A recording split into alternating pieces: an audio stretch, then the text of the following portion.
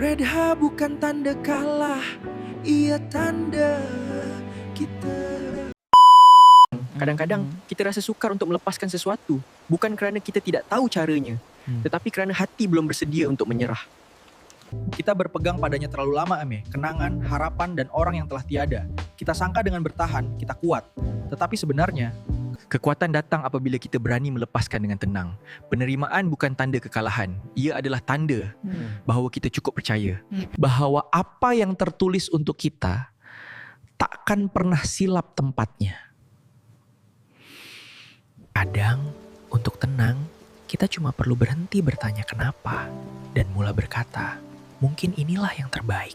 Kadang untuk tenang kita cuma perlu berhenti bertanya dan mula berkata, Perut pun dah lapar, jemput makan semua. Nyam-nyam.